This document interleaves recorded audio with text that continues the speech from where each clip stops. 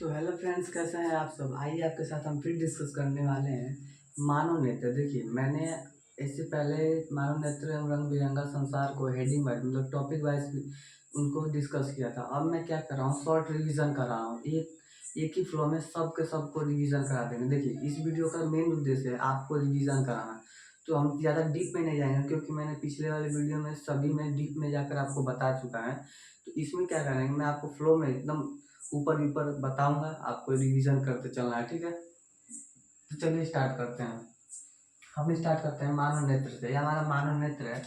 मानव नेत्र आपको इमेज के ऊपर दिख रहा होगा। इमेज के ऊपर एक मानव नेत्र का इमेज आ रही होगी, उसको देख लीजिएगा, ठीक है। अब हम क्या करते हैं, पढ़ते हैं। पहला, दृढ़ पटल। तो दृढ़ पटल किसे कहते हैं? दृढ़ पटल यह मानव नेत्र का सबसे बाहरी भाग, ये मानव नेत्र है, इसका क्या होता है, बाहरी भाग होता है। मानव नेत्र का सबसे बाहरी भाग होता है। ये कैसा होता है? ठोस होता है। तो ये जो है वो दृढ़ पटल है। क्या? सबसे बाहरी भाग है और कठोर भाग है, ठीक है। ये मजबूती हमें बाहरी धातु से क्या करता है, सुरक्षा प्रदान करता है, ठीक है। आगे बढ़ते हैं दृष्टि पटल। दृष्टि पटल मतलब कि दृष्टि को रेटिना के नाम से जानते हैं। रेटिना, इसी को क्या कहते हैं, रेटिना, ठीक है। जो हमारी प्रकाश की किरणों की, जो किसी वस्तु का प्रकाश की किरण आती है तो टकराने के बाद रेटिना पर जब इमेज बनता है तो तभी हमें कोई वस्तु स्पष्ट दिखाई देती है। तो दृष्टि पटल को वह पटल है मतलब जहाँ पर वस्तुओं का प्रतिबिंब बनता है, ठीक है। आगे बढ़ते हैं रक्तक पटल। रक्तक पटल ये काली प्रकार की पारदर्शी अपारदर्शी झिल्ली होती है, ठीक है। जो हमें क्या करती है कि प्रकाश को, मानव नेत्र के अंदर जब प्रकाश जाएगा तो उसको क्या करती है, परावर्तन या अपवर्तन से क्या करती है, बचाए रखती है, ठीक है। आगे कार्निया। कार्निया मानव नेत्र की सबसे बाहरी लेयर, जैसे ये सबसे क्या है, बाहरी है। तो बाहरी एक आवरण होता है, ये एक पारदर्शी होता है। इसी से यहीं से मान प्रकाश की किरणें हमारी आंख के अंदर प्रवेश करती हैं और ये क्या करता है, ये पतला झिल्ली के टाइप का होता है, ठीक है। आगे आइरिस। कार्निया के जस्ट पीछे एक आइरिस होती है। जो देखिए, सब मनुष्य में आइरिस के कुछ अलग अलग कलर होते हैं। जैसे कि मेरे में ब्लैक दिख रहा हो, किसी में ब्राउन में भूरा कलर का होता है, किसी का ब्लू कलर का होता है, ठीक है। तो ऐसे उसे वो आय पीछे क्या होता है, पर्दा होता है जो हमें क्या करता है, आइरिस कार्निया के पीछे एक लगा हुआ पारदर्शी पर्दा होता है, ठीक है। अब पढ़ते हैं पुतली। पुतली मानव नेत्र पर्दे के पीछे एक छोटी से छिद्र होता है जिसे हम पुतली कहते हैं, ठीक है। आइरिस के कार्निया के पीछे आइरिस, आइरिस के पीछे पुतली, ठीक है। एक छोटा सा छिद्र होता है, इसी से छिद्र से प्रकाश हमारे मानव नेत्र के अंदर प्रवेश करता है, ठीक है। आगे नेत्र लेंस। देखिए, ये हमारा नेत्र लेंस है। ये क्या है, नेत्र लेंस। नेत्र लेंस किसका बना होता है, प्रोटीन का। ये कैसा होता है, द्विउत्तलीय होता है। कैसा, द्विउत्तलीय, ठीक है। द्विउत्तलीय से मिलकर बना होता है। और ये क्या था, ये हमारा मानव नेत्र होता है। किससे बना होता है, प्रोटीन का, ठीक। कचाव द्रव, ये हमारा कचाव द्रव है। कैसा द्रव है, कचाव द्रव। मानव नेत्र के और खोखले भाग में एक द्रव पाया जाता है जिसे हम क्या कहते हैं, कचाव द्रव, और यह गाढ़ा होता है। बस इतना जानना है। जलीय द्रव। कार्निया और आइरिस के बीच में एक द्रव पाया जाता है जिसे जलीय द्रव कहते हैं, ठीक है। बस इतना याद रखिए, जितना मैं बता रहा हूँ बस आप इसको रिवीजन करते चलिए क्योंकि हमें रिवीजन ही करना है, तो ठीक है। तो कार्निया और आइरिस के पीछे बीच में क्या होता है, कार्निया और आइरिस के बीच में एक द्रव भरा होता है जिसे क्या कहते हैं, जलीय द्रव। पीठ बिंदु। देखिए, पीठ बिंदु पर रेटिना के जस्ट पास एक पीठ बिंदु होता है। पीले रंग का छोटा सा बिंदु होता है मानव नेत्र में, जैसे कि ये दिखाया हमें पीले रंग का। इस पर बना जब भी कोई प्रतिबिंब का बनती है वस्तु की, जब कोई भी प्रतिबिंब जब पीठ बिंदु पर बनती है तो सबसे स्पष्ट दिखती है। तो एमसीक्यू में पूछ सकता है कि सबसे स्पष्ट कब दिखती है, तो जब पीठ बिंदु पर बनता है, ठीक है। प्रकाशित तंत्रिकाएं। प्रकाशित तंत्रिकाएं क्या करती हैं, हमारी आंखों को संवेदनाएं क्या करती हैं, वस्तु को प्रतिबिंब बन जाती है रेटिना पर। अब रेटिना से प्रकाशित तंत्रिकाएं निकली होती हैं जो हमारे मस्तिष्क को गई होती हैं और ये क्या करती हैं, ले जाकर इमेज को भेजती हैं कि लो भाई देख लो, सीधा करके इसे देख लो कि ये कैसा है। तो मस्तिष्क उसको क्या करता है, रीड करता है और पता करता है कि ये चित्र कैसा है, ठीक है। आगे हम डिस्कस करते वाले हैं दोषों के बारे में। तो मैं फ्लो चार्ट में, ये फ्लो चार्ट है, मैं बात को बस सुनिए, रिविजन करते चलिए, ठीक है। तो फ्लो चार्ट में अब आगे पढ़ते हैं 200 के बारे में। तो आप इसके स्क्रीनशॉट आगे पढ़ते हैं। समन्वय क्षमता। समन्वय क्षमता, दृष्टि दोष, निकट दृष्टि दोष, दूर दृष्टि दोष, जरा दृष्टि दोष, अबिंदुकता, मोतियाबिंद और वर्णांतता। इसके बारे में शॉर्ट तरीके से पढ़ते हैं, ठीक है। पहला समन्वय क्षमता। मानव नेत्र में जो हमारी पक्षमाभी मांसपेशियां होती हैं, जो नेत्र लेंस को क्या होती है पकड़ी होती हैं, वो अपने स्थान को क्या करते हैं घटा बढ़ा, मतलब फोकस दूरी को कम या अधिक करने की क्षमता को समंजन क्षमता कहते हैं। ठीक है, आगे दृष्टि दोष। सब फोकस दूरी जो मानव नेत्र के लेंस होता है उसमें लेंस उत्तर लेंस का बना होता है, जिसे नेत्र लेंस कहते हैं। तो नेत्र लेंस के क्षीण हो जाने की क्षमता को क्या कहते हैं, क्षीण हो जाता है, जिसे दोष कहते हैं। ठीक है, मानव नेत्र के लेंस के को क्षीण हो जाने की क्षमता को क्या कहते हैं, दोष, दृष्टि दोष कहते हैं। ठीक है,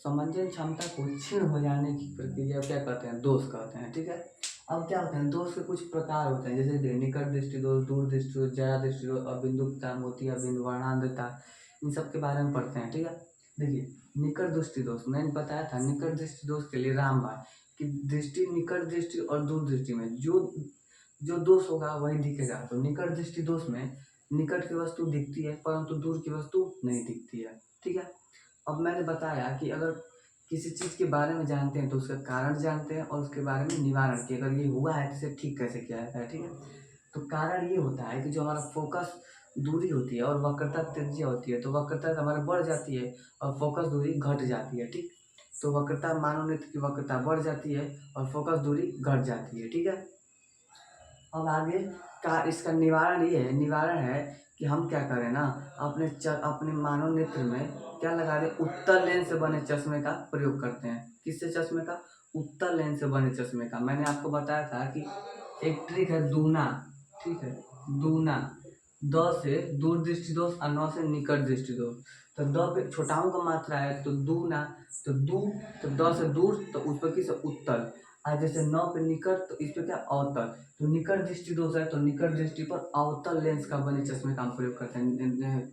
गलती हो गई है, उत्तल लेंस का नहीं, अवतल लेंस। ठीक है, तो अवतल लेंस से बने चश्मे का हम क्या करते हैं, प्रयोग करते हैं। ठीक है, दूर दृष्टि दोष मैंने बताया कि जो दोष होता है वही दिखता है, और जो हमारा, तो इसमें क्या होगा, दूर दृष्टि दोष में जो दूर की वस्तु दिखेंगी लेकिन निकट की वस्तुएं नहीं दिखेंगी। ठीक है, कारण क्या होता है, इसमें जो वक्रता होती है वो कम हो जाती है लेकिन फोकस दूरी बढ़ जाती है। उसमें क्या होता था, वक्रता बढ़ जाती थी लेकिन फोकस दूरी घट जाती थी। लेकिन इसमें क्या हो रहा है, वक्रता तो हमारी कम हो जा रही है लेकिन जो फोकस दूरी है वो बढ़ जा रही है। ठीक है, इसका निवारण क्या है, इसमें उत्तल लेंस बने चश्मे का प्रयोग करते हैं। कैसे, उत्तल लेंस मैंने बताया दूना, तो द से दूर दृष्टि दोष तो उस पर कैसा उत्तल, न से निकट दृष्टि दोष तो उस पर कैसा माने अवतल। ठीक है, आगे पढ़ते हैं जरा दृष्टि दोष। जरा दृष्टि दोष वह दोष है जिसमें कि दूर दृष्टि दोष, निकट दृष्टि दोष दोनों होते हैं, मतलब कि पास की और दूर की दोनों वस्तुएं क्या होती है, स्पर्श दिखाई नहीं देती हैं। ठीक है, तो उसमें हम क्या करते हैं कि उत्तल और अवतल दोनों लेंस से बने चश्मे का क्या करते हैं, प्रयोग करते हैं। उत्तल और अवतल दोनों लेंस से बने चश्मे का क्या करते हैं, प्रयोग करते हैं। ठीक है, इसका निवारण यही था कि हम दोनों उत्तल और अवतल दोनों चश्मे से बने का प्रयोग करते हैं। ठीक है, और इसका क्यों होता है, जिसका कारण ये है कि जो हमारी पक्षमाभी मांसपेशियां होती हैं वो अपने ढीली हो जाती हैं, मतलब कि नेत्र लेंस को ढीली तरह से पकड़ लेती हैं। इसी कारण से क्या होता है, हमें दूर और पास की वस्तुएं सही से दिखाई नहीं देती हैं। निवारण, उत्तल और अवतल लेंस से बने, मतलब उत्तल लेंस और अवतल लेंस दोनों लेंस से बने चश्मे का हम प्रयोग करते हैं। ठीक है, आगे पढ़ते हैं अवैधुकता। अवैधुकता में क्या होता है कि जो व्यक्ति होता है उसे क्षैतिज, मतलब हॉरिजॉन्टल, क्षैतिज और ऊर्ध्वाधर, क्षैतिज, ऊर्ध्वाधर, ऊर्ध्वाधर मतलब क्षैतिज, ऊर्ध्वाधर। ठीक है, क्षैतिज और ऊर्ध्वाधर मतलब हॉरिजेंटल और वर्टिकल में से कोई एक वस्तु क्या होती है, दिखाई देती है। ठीक है, इसका इसका कारण क्या है, जो हमारी कार्निया होती है वो अनियमित हो जाती है। ठीक है, अनियमित का मतलब कि हाँ ये अपनी स्थिति में नहीं रहती। ठीक है, ये समझ लीजिए। तो कार्निया क्या होती है, अनियमित हो जाती है। निवारण इसका ये है कि हम दंडवाकार, डंडे के आकार का, ऐसे दंडवाकार लेंस का आप क्या करते हैं, प्रयोग करते हैं। कैसे, दंडवाकार, दंड के आकार का बना होता है, तो हम इसे क्या करते हैं, यहाँ प्रयोग करते हैं चश्मे में। ठीक है, और लास्ट हमारा है वर्णांधता। वर्णांधता का मतलब कलर विजन, मतलब कि कलर की पहचान नहीं की जा सकती है। इसका एक्चुअली जांच होता है कि बहुत सारे लोग को, अच्छे अच्छे स्वस्थ लोगों को भी क्या होता है, हो सकता है वर्णांधता। वर्णांधता में यही होता है कि वो, जिस व्यक्ति को वर्णांधता, तो वह जो व्यक्ति वर्णांधता से पीड़ित होगा उसको कलर सही से पहचान नहीं कर पाएगा। इसका कारण क्या है?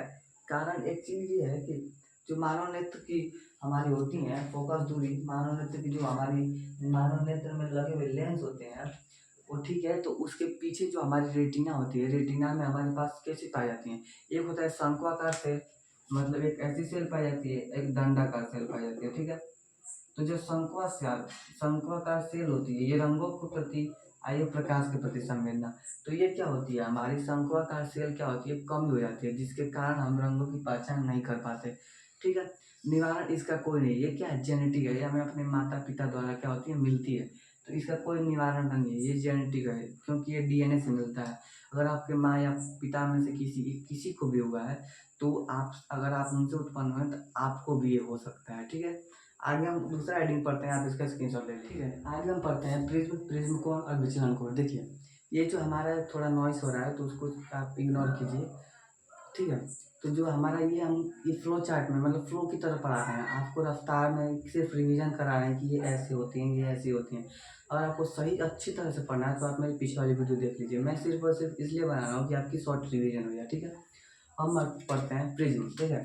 प्रिज्म क्या होता है, तीन अपवर्तन पृष्ठों से क्या होता है, घिरा हुआ होता है। कैसे? तीन,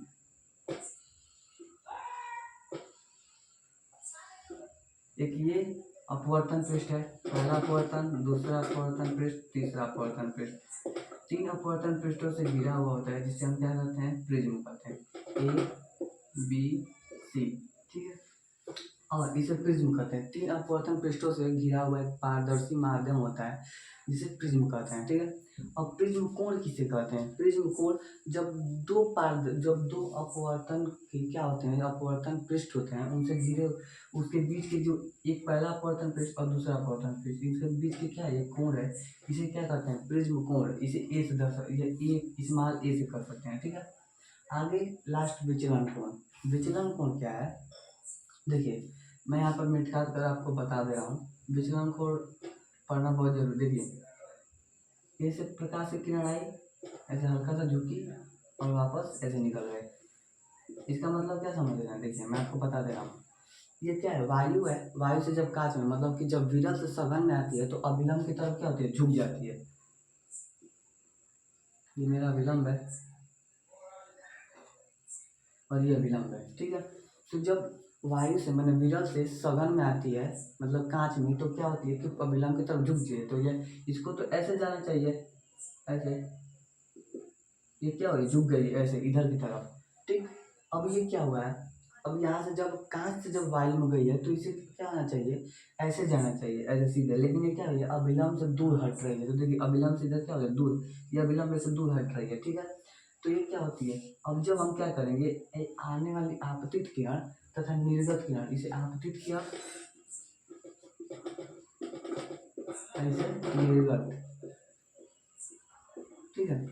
आपतित और निर्गत किरण को जब पीछे लाएंगे, इसे पीछे लाएंगे हम, तो यहाँ पर एक कोण बनता है। इसे क्या कहते हैं, विचलन को, इसे डेल्टा से प्रदर्शित करते हैं। कैसे? डेल्टा, इसे डेल्टा से। तो ठीक है, तो आपतित किरण को आगे तथा निर्गत किरण को पीछे करने पर बने कोण को क्या कहते हैं, तो हम क्या कहते हैं, विचलन, विचलन कोण कहते हैं, ठीक है। इसे किससे प्रदर्शित करते हैं, तो डेल्टा से प्रदर्शित करते हैं, ठीक है। अब एक हेडिंग है, जैसे कि एक और प्रिज्म, जैसे कि मान लीजिए प्रिज्म है। अब ये ऐसे, यहाँ से प्रकाश की किरण गई, ऐसे हुई, और यहाँ से कितने भागों में बढ़ जाती है, 7 भागों में बढ़ जाती है, 5 6 7, ठीक। 7 भागों में बढ़ जाती है, ऐसे आई, ऐसे, और 7 भागों में बट गए। इसे V I B G Y O R, VIBGYOR, violet, indigo, blue, green, yellow, orange and red, ठीक है। सबसे तरंग दैर्ध्य सबसे अधिक किसका, रेड का, सबसे कम वॉलेट का। जिसका तरंग दैर्ध्य सबसे अधिक, वो सबसे क्या होता है कि सबसे कम फैलता है, और जिसका तरंग दैर्ध्य सबसे कम, वो सबसे क्या होता है, अधिक फैलता है, ठीक है। तो तरंग दैर्ध्य अधिक सबसे ज़्यादा रेड की होती है, तो इसी के लिए क्या करता है, बहुत कम फैलता है। और सबसे कम वॉलेट, मैंने वॉलेट की होती है, तो जामुनी कलर ये तो क्या होता है, जामुनी कलर क्या होता है, कम फैल, अधिक बहुत ज़्यादा अधिक फैल जाता है, ठीक है। तो ये हमारे आज के टॉपिक थे, हमने इसे शॉर्ट रिवीजन करा दिया है। आप हम मिलते हैं आपके अगले वीडियो में, जिसका नाम है विद्युत, इलेक्ट्रिसिटी, पार्ट 1, पार्ट 2 या पार्ट 3, उसको हो सकता है पार्ट 2 पार्ट 3 हम बनाएं। तो अब हम उसके वीडियो में मिलेंगे, तब तक के लिए धन्यवाद।